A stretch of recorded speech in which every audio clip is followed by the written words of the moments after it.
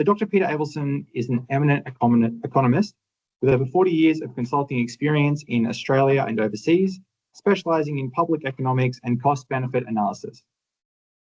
Peter's recent work includes reviews of major transport projects, evaluation of public health programs and hospitals, education and justice programs, planning for the environment, and analysis of house prices and policies. From 2001 to 2005, he held a personal chair in economics at Macquarie University. From 2006 to 2012, Peter was a visiting scholar and taught public finance at the University of Sydney. And Peter at the moment is an ongoing part-time economic advisor to New South Wales Treasury. I also note that Peter was the first popularly elected mayor of the Mosman Council. I might have some questions about that later. But introduction to the session. So Peter's going to be talking about long-term trends in both housing rents and prices, what drives these trends, and the current housing policies and other government policies that impact housing generally. So with all that, Peter, thank you very much. Thank you. Welcome everybody here today. As you can see, the session here today actually is two papers rather than one. Facts, explanations, outcomes, a working paper for the Tax and Transfer Institute at the ANU, explaining what housing rents and prices are and why you get there, and then housing policies. The first paper is co-authored with Rosalind Joyeux, who's professor at Macquarie. The second was written by myself. Original intention was to make it one paper, but when I started writing about policies, it was completely impossible to be included in one paper, hence two papers. Anyway, the net result is that this presentation is rather long. So what I'm doing is on each page, I've got things in red, which I will focus on so in order to try to get through the rather large agenda. So housing rents and prices, what are the facts? 2000 to 2025 is the kind of focal point. Causes, what are major demand and supply drivers? And then explanation. Of course, the explanations are really the same. The key modelling results, and the outcomes for home ownership, rent affordability, and homelessness. They're all in the paper, and papers accessible through the Crawford School at the ANU if you want to look at it. So let's start off with rents. I deal with rents first because actually rents really are the price of housing. House prices are the asset prices which reflect rents and interest rates, the cost of capital. So we discuss rents first. Now, we have an rather extraordinary situation here, which you may not be familiar with, that the rent data from the ABS is completely different from the rent data from Cotality. The average rent component for the ABS, which is in the CPI in capital cities, as you can see, and I'm using 2015 as a sort of 100 point. As you can see, real rents rose about 14% between 2000 and 2015. But contrary to almost everybody's expectations here, I would think, real rents have fallen in the last 15 years. That's in the ABS CPI component. They've actually fallen by 7%. Now, completely different is the Cotality. They used to be a different firm. What was it? I've forgotten the name, but now called Cotality. I've just got some selected ones there for Sydney. Taking 2015 as 100, real rents have increased by 14%. In Melbourne, they've increased by 16%, and units have also increased by 12% in Sydney. In real terms, of course, Cotality never gives you the stuff in real terms; it always gives you in nominal terms to make things much more frightening. What are the reasons for the differences? Cotality data does not include social housing. Cotality data does not account for changes in housing quality. In principle, the CPI index allows for constant quality services and goods. Totality is based on listed rentals in the open market. Properties with changes in tenants experience larger rent increases than existing tenants. The ABS 2023 said actual rents paid by new tenants increased by 14% over the year to February 23, which is 9 points higher than the increase in the monthly CPI indicator rent index, which measures all rents, not those just paid by new tenants. But also, the ABS data is net of CRA, Commonwealth Rental Allowance, whereas totality data does not allow for the Commonwealth Rental Allowance. Turning to a bit of data on house prices. Again, I think we're focused on the real index using 2015. Now, there are 4 capital cities here. Real house prices risen in Sydney by 30% over 10 years, in Melbourne by 10%, Brisbane and Adelaide by 55%, an extraordinary amount, and the mean has been about 29% increase in 10 years, the real increase. Now, they're trying to work on a national index. There's something called the Dallas Index, which is the Dallas Institute in Texas, which does work on house prices all around the world, and that uses our the Australian Treasury data. And on that basis, house prices in real terms have risen by 30% since 2015. Totality, they changed their methods recently and their numbers have come down a bit. They're actually very much in line with the Dallas Institute for houses. Totality units, though, are extraordinary.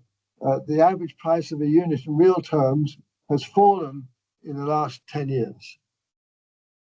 No publicity about that kind of thing from Totality. Totality all together, 21% increase. And I put the ASX data there as well because the ASX after all is a measure of asset prices, and to some extent one would expect the ASX to be correlated with house prices. Key takeaways, well, real house prices approximately doubled between 2002 and 2015. I don't want to go through it all because I haven't got time. Focus on the red stuff. Between 2015 and 2025, real unit prices fell by 2.7%, while house prices increased by 31%. It's a rather extraordinary thing, which most people probably are not aware of. Dallas, interesting though, both the Dallas and the Totality real price indices were lower in June 25 than they were in June 22 because of the real interest rate rises. So if you look at the Totality index, it's fallen from 123.5 to 121.4, and the Dallas house price 125 to 129. You get no impression from the reading the daily newspaper that real house price actually fallen in the last 2 or 3 years.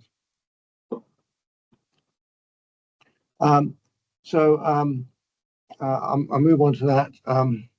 As I said, however, in these indices, there's no allowance for changes in housing quality.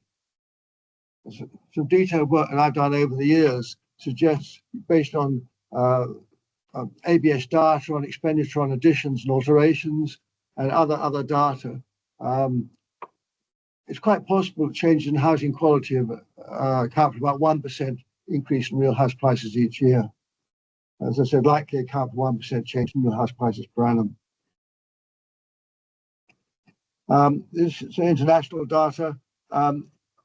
Clearly, again, Australia, Canada, Germany, France, UK, New Zealand, US, real house prices have, of course, increased all over the world. We are towards the higher end of that in the medium blue, but we're actually lower than the top 2 increases. I won't go into that diagram, we don't need that. Essentially, rents are a function of demand and supply, population, household disposable income, housing stock. House prices can be viewed as a function of rents and user cost of housing, as in the Oxford diagram shown. As I said, it's all available in the 2 papers, where user cost is principally, of course, the mortgage rate less expected capital gain. Now, simply house prices are a function of population, household disposable income, housing supply, mortgage rates, and expected capital gain. There are, of course, numerous other factors. Demand for short-term lettings, regulations on lettings, tax benefits, foreign demand, second homes, household wealth. Household wealth actually has been quite significant. I'll come back to that very much in the next few minutes. And of course, COVID was an extraordinary period with very low interest rates went to negative in real terms in the COVID period. So just some odd comments. Between 2015 and 2025, total dwellings increased by 16.8%, which is marginally more than the increase in population of 15.4%. This shows the dwelling stock versus population growth. In most years, dwelling stock increases faster than population growth, but there are some exceptions, of course. But overall, in the last 10 years, dwelling stocks actually increased faster than the population. A large number of houses are still detached dwellings, only 16% were apartments in 2024. Net migration accounts for about 3/4 of the increase in the total population. However, importantly, over most of the last 10 years, average real house disposable income per capita was static. Average real house disposable income has not risen. But over the same period, average household net wealth rose by 35%. And a major thesis or view of the paper is that the house prices is driven by increasing household wealth, and it's inequalities in household wealth which are a major problem in our society. So look at some key indices here, for example. Again, 2015 should be in red here. It's not in red, but so population's gone up by 14%. Net migration up 80%. Real household disposable income virtually unchanged. Household net wealth up 37%. Real mortgage rates fell over most of the period except for 24, where they've gone up a bit. Housing supply actually increased slightly faster than population. No, not much, but social housing only increased by 5%. Social housing, in the view of my paper, is a major issue. That's nominal real interest rates. You can see that in some years, real interest rates actually went into negative territory. Explaining rents, well, very briefly, Cameron Murray book on housing hijack. Average rent reported by IBS was 20% disposable household income in 1993 and 2023. In our data, looking just at household income, not disposable income, i.e. not with tax, mean rent was around 17% over this whole period. So mean rents have actually not changed over this period. As we've already seen, mean rents haven't risen remarkably. The work by Tulip, who's here, I think, and Saunders, based on ABS rental data, found real rents are a function of growth in household income and rental vacancy rate. The difficulty is that vacancies are not an independent variable. So to forecast vacancies, we need to know the drivers. Other factors noted above would be short-term visitors, increasing short-term letting rents, Airbnb, foreign demand, tax change, wealthy household owning more than one home for private use. However, I have not done detailed work on that. That would require a lot more work than, and we really don't actually know quite what drives rents, how all these factors affect the rents. As I said, we also have this odd situation where ABS rents are actually falling in real terms and totality rents are going through the roof. House prices, Saunders and Tulip, well, they found that low interest rates explain much of the rapid growth in house prices, construction over the past few years, and the user cost 6% sustained point drop has a remarkable impact of boosting house prices by 17%. Importantly, as a rule of thumb, every 1% increase in the number of dwellings when driven by an increase in supply lowers the cost of housing by 2.5%. Importantly, this refers to the stock of dwellings, not to annual completions. It's referring to, I'll come back to that point. Our results are very similar to that. So our modelling here, I won't go into all the details, I'll just give some of the results. On average, real house prices increased by about 0.3% for every 1% increase in real household disposable income.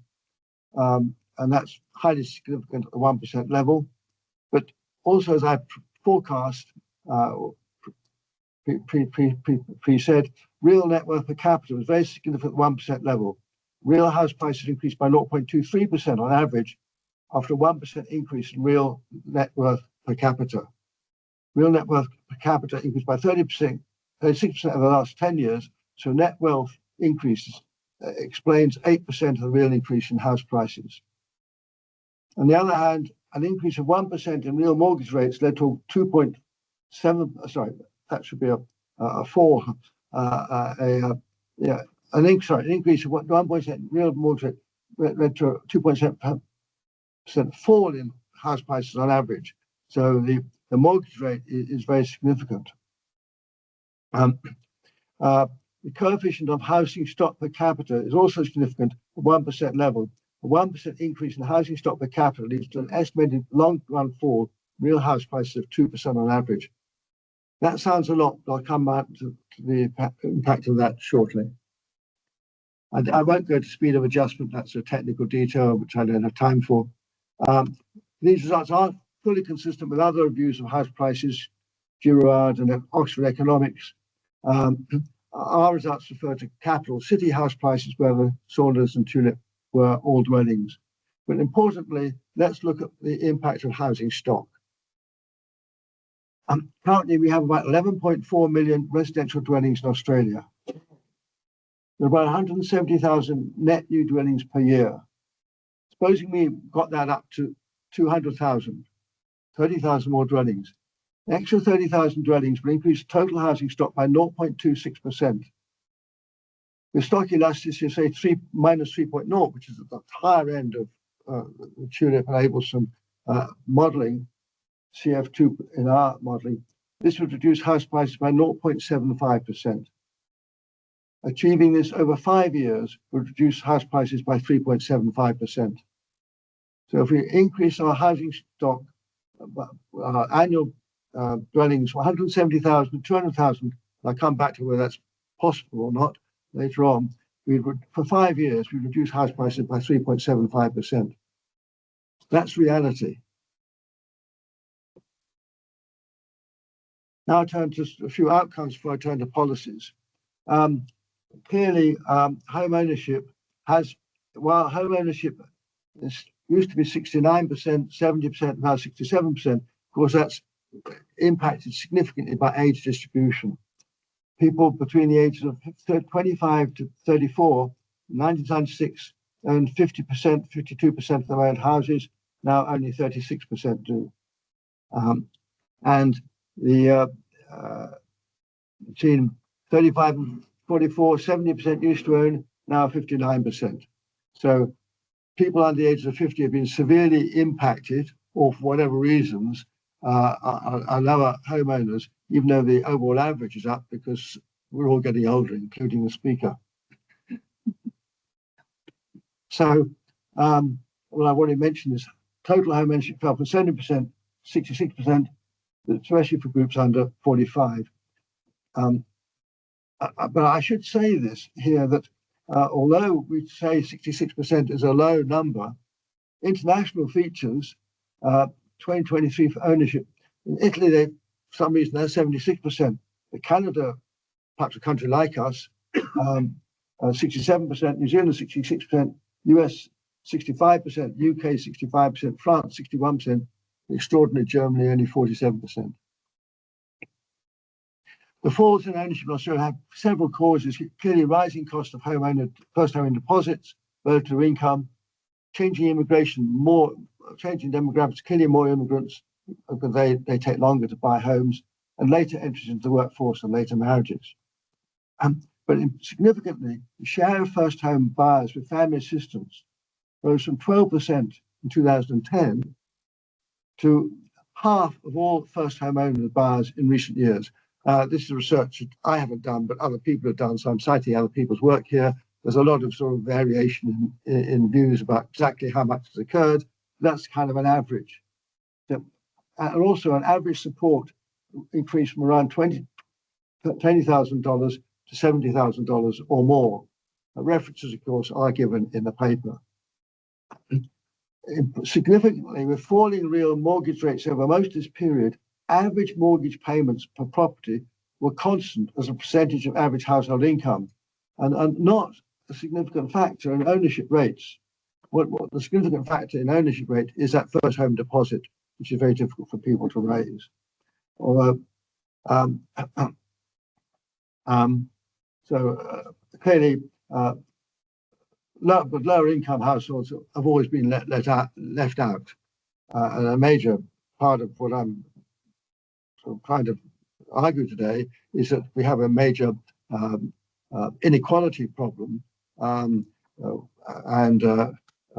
We also do have a housing problem, but it's significantly an inequality problem. Rental affordability.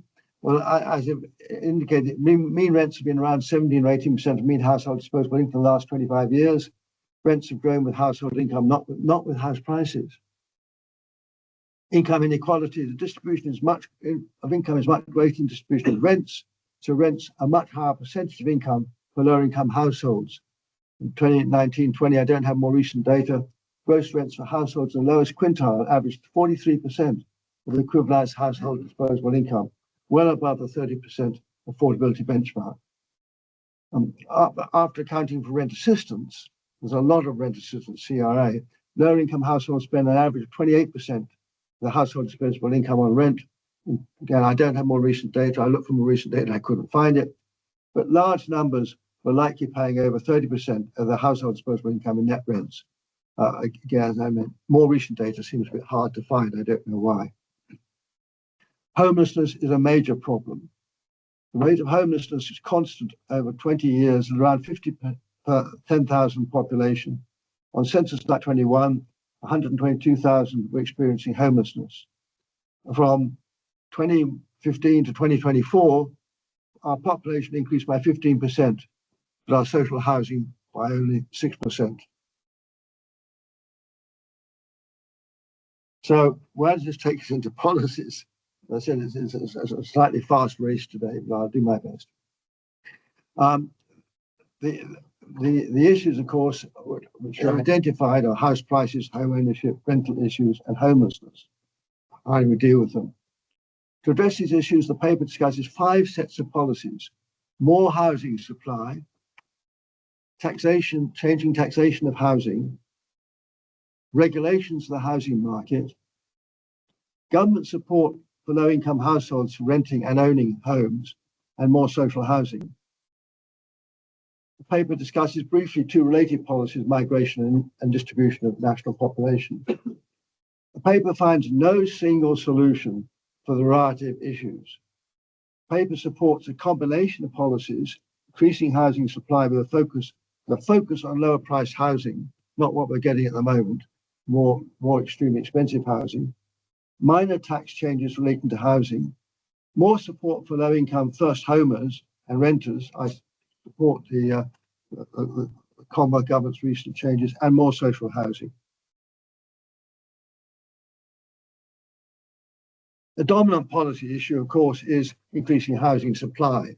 The Grattan Institute, and I cite this here because for some reason I seem to have missed it out on a published paper, which I'll have to rectify. Grattan Institute proposed 3-story townhouses and apartments be permitted on all residential land in capital cities. Claim was it would unlock over 1 million homes in Sydney. More land around transit hubs, etc., with higher density. the second main issue is planning application process should be simplified to offer builders more certainty and reduce costs. Developments of, and in this argument, developments up to 3 stories that meet clear standards should not need a planning permit. That's an extraordinary proposal. So, how do we respond to this? Most modelling cited above finds that new housing stock has a small impact on house prices.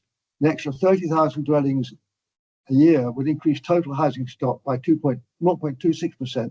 As I said, achieving that over 5 years would reduce house prices by 3.75%. And this is hard to understand because it would seem to be much greater, but that's certainly the econometric analysis. The decision time cost is hugely overstated.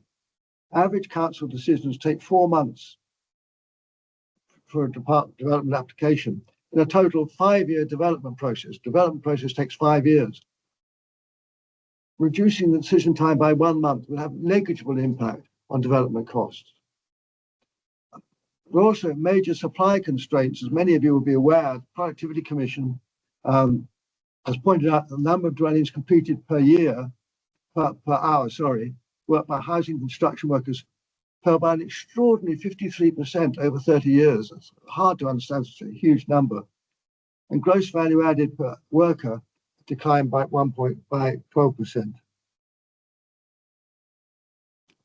The Construction Industry Training Board report found that 8 out of 10 most employed occupations in construction are experiencing shortages: electricians, carpenters, joiners, plumbers, etc. There are relatively few qualified workers in this story. I was in Thredbo last week visiting an old friend of mine, and in Canberra actually, Casey Coleman. Casey arrived here from Holland in 1953 as an 18-year-old. He came in here with an immigrant visa as a qualified carpenter, a lifetime immigrant visa. And he said, no one wants to migrate to Australia these days to be a construction worker. I don't know. His knowledge is probably much greater than mine. And relatedly, we have a large amount of corruption in the construction industry, the CFMEU, at all levels. Lawyer Watson has done several reports on this. Of course, the CFMEU has been disbanded. And inclusionary zoning is a bit of a myth. We have this myth that if you produce a level of units and they're rented out at 15% below the market rent, the developer can build an extra story of units. I mean, certainly in the eastern suburbs and lower North Shore, these units at 15% below market rate are way above the people we're trying to help. It does nothing to produce low-cost housing. Of course, housing supply matters. I'm not trying to say it, but we need to focus on producing low-cost priced housing and raising productivity in construction industry, and use of low-value land, military land, church land. We have 4 largely vacant race courses, and in eastern Sydney there are 13 18-hole equivalent golf courses. Let's get things right. What kind of land we use. I should say that I do play golf, but I don't bet at race courses. So that's a supply issue. Obviously, it matters, but it really needs to focus on producing lower cost housing. It needs to focus on improving the construction industry and be more focused on producing low price housing. Turning to taxation of housing, the case for introducing capital gains tax on own homes is actually quite weak. Practical issues dealing with, on own homes. I'm talking about on own homes. I mean, there are huge practical issues in dealing with major home renovation. I mean, in my case, we've done 3 major home renovations. The home I bought 50 years ago was rat infested, leaked, had an outdoor toilet and bathroom and so forth, totally different from the house I live in today. So I think introducing capital gains tax on your own homes would be quite major practical difficulties. It would also discourage home sales, because why do you sell something? You've got to pay capital gains tax on it and then move to a new place, and household movement. Land taxes are a very good alternative, strongly in favour of land tax. Ray, capital gains tax on second homes and rented housing. There's a complete myth about this, with Kohler a major leading myth maker. Paul Keating introduced a capital gains tax on real gains, 100% on real gains, real gains, but not on the inflationary component to maintain your well-being. In 1999, the capital gains tax was changed to 50% of all capital gains instead of 100% on real gains. That's widely cited as a major concession. Actually, real gains in housing are about half the gains. I mean, obviously, in some cases, it would be a concession, in others it wouldn't. It's absolutely nonsense to say it's a real concession. But, of course, having said that, I think there are arguments for increasing it, but the publicity that the concessions had has been quite unrealistic. In 2019 election, ALP proposed to halve the CGT discount, 25% for assets held longer than 12 months, and that does have wide support. Now, what is the analysis of this? There are two papers, Walters, I cite, and Singh et al. Halving the CGT discount rate would increase average rents by 2 to 4% over a few years. If landlords pass on the cost fully to tenants, if they don't, the impacts on rents will be at the lower end of these things. So that's one outcome that you get if you change the capital gains tax. You'd actually be increasing rents. 2019, Labour proposed retaining negative gearing tax only for newly built dwellings to boost housing supply, and would withdraw about 2/3 of current tax benefits on negative gearing. Again, Walters has done a good analysis of this, and so has Cho, citing, say, Cho, because they look at both removing of capital gains tax and negative gearing. Now, they reckon it would lower house prices modestly by around 0.4% and increase home ownership by 2.6%, but would increase rents by 4.5%. Now the technical analysis done cited in papers, I think they're both in the Economic Record, and they're both very good studies. So what is my take then on modifying CGT and negative gearing? Our take on these studies is that reforming negative gearing, now I think in the UK you can claim against negative gearing, you have to carry it forward until you make any profits on the housing.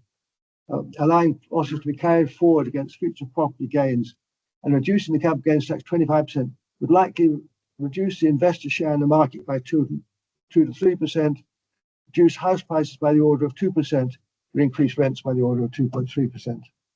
That's my kind of take from reading the literature. It's not my take from original research. Arguably, I think that's justified, but the effects are quite small relative to other major drivers of house prices, namely interest rates, population, income growth, and housing supply. So then we come to other taxes, because we're now talking about the treatment of tax.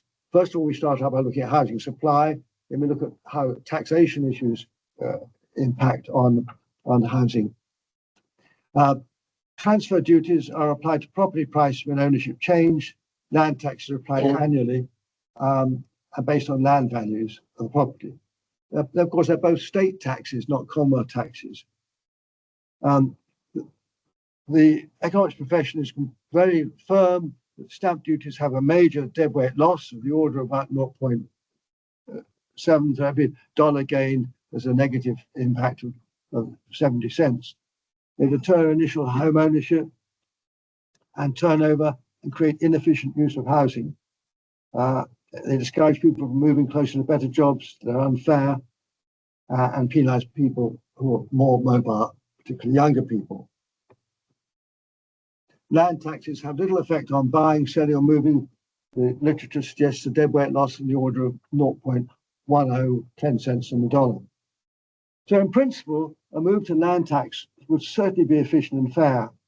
Chang and L estimate replacing current stamp duties on residential property with broad-based land tax would be a huge gain of 3.6% of aggregate welfare, mainly for better labour allocation rather than actually necessarily housing market distortions. However, how do you do it? Removing stamp duties would have only a small impact. Actually,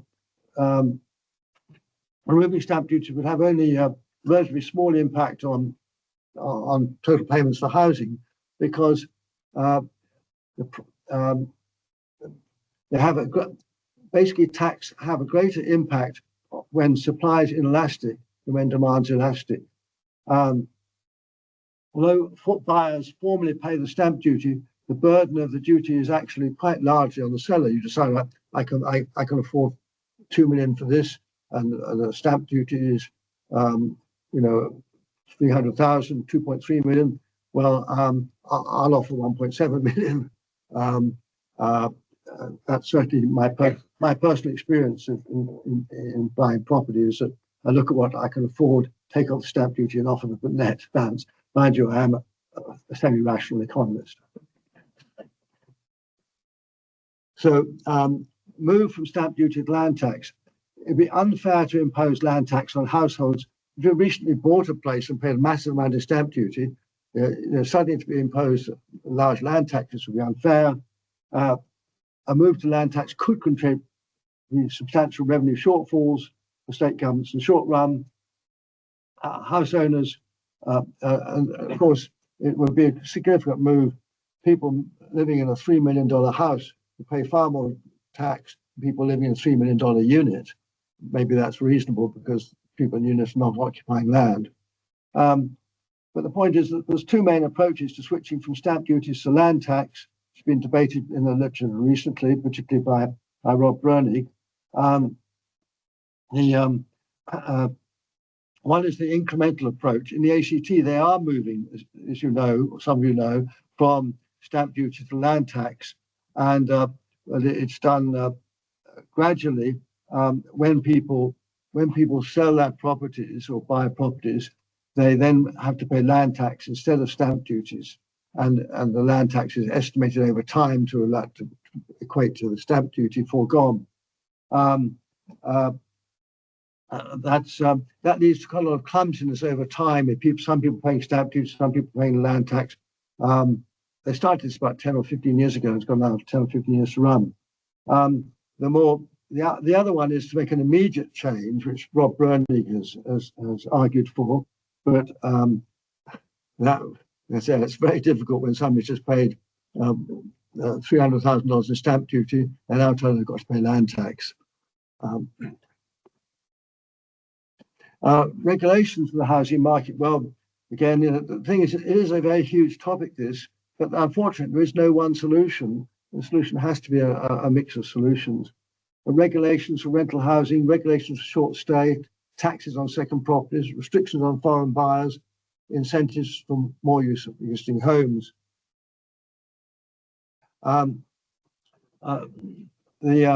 regulations for rental housing, the view of this paper is that current rent restrictions you're only allowed to increase rents once a year, are generally practical and could perhaps be mildly strengthened by capping the annual increases, but I don't think there's a huge gain to be gained there.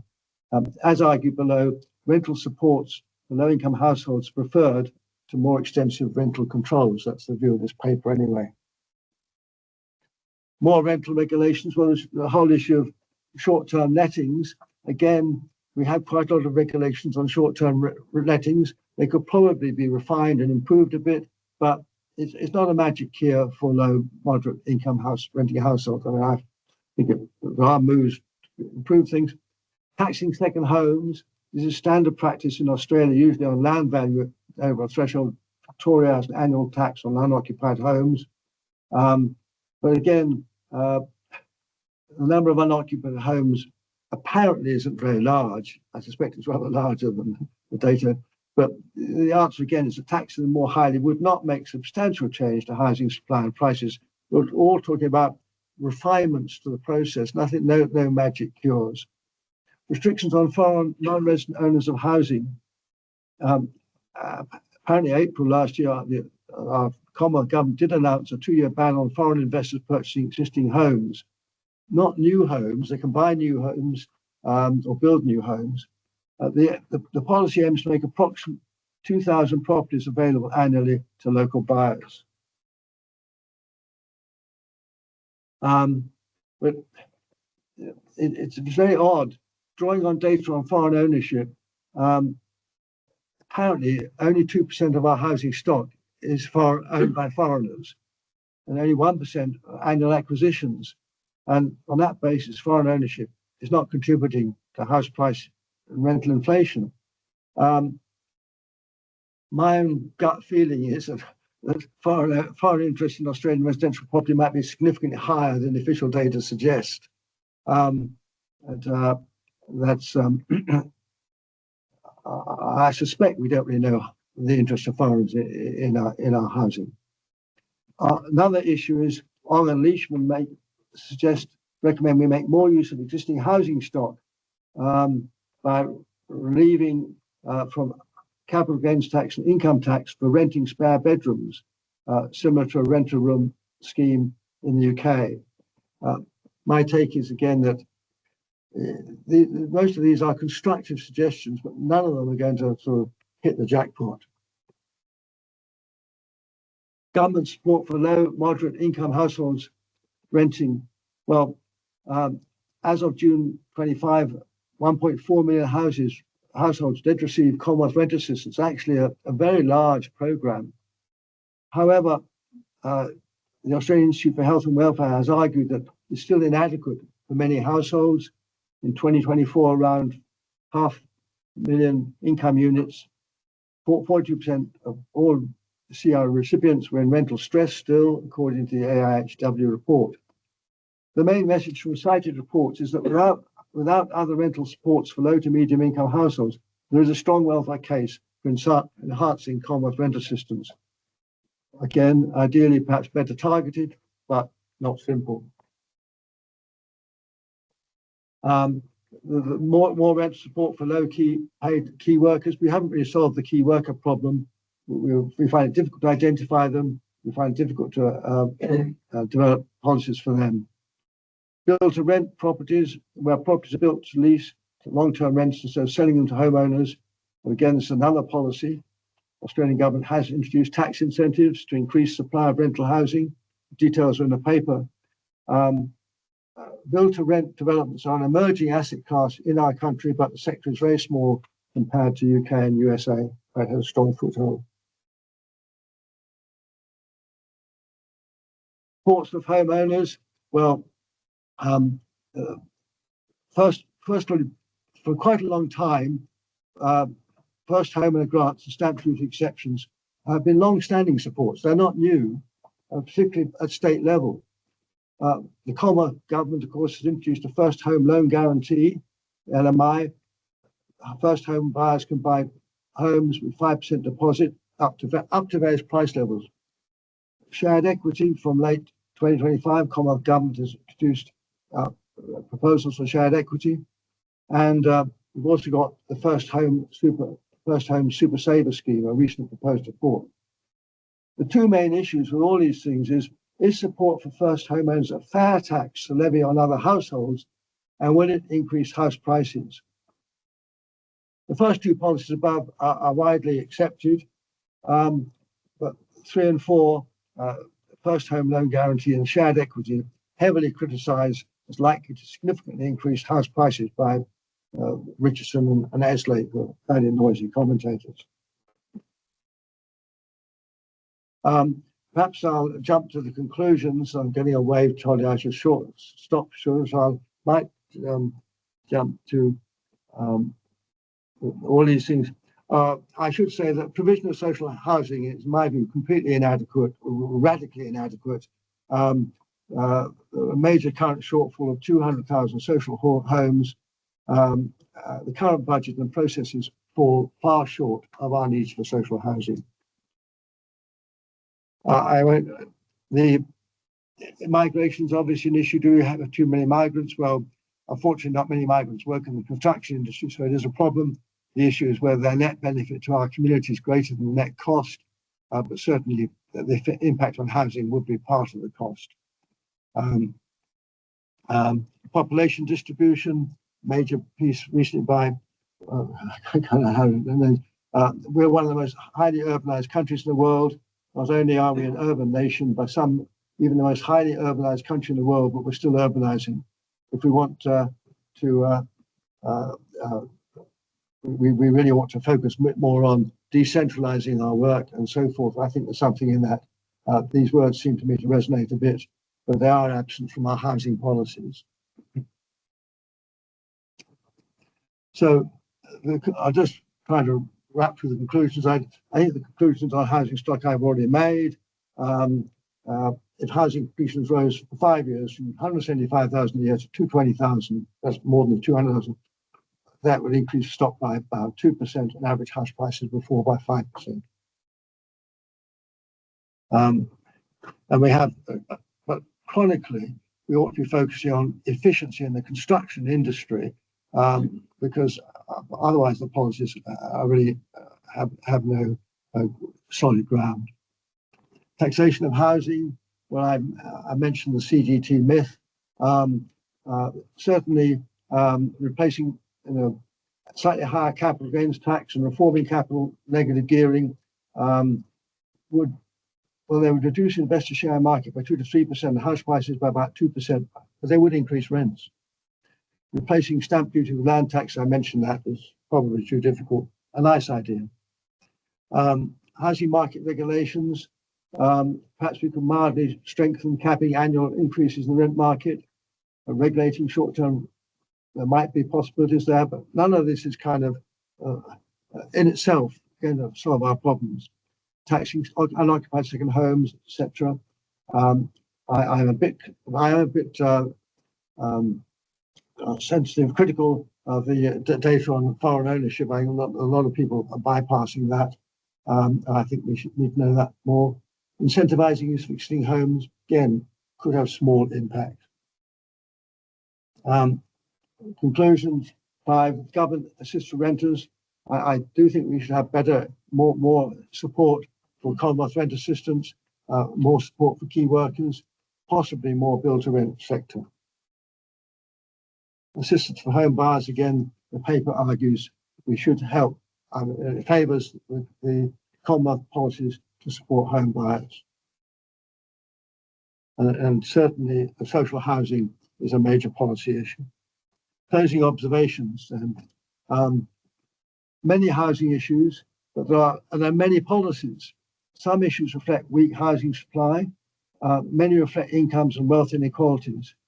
The required policies include increasing housing supply with quality urban planning, not a bulldozer approach, with special consideration for more affordable housing and housing for key workers.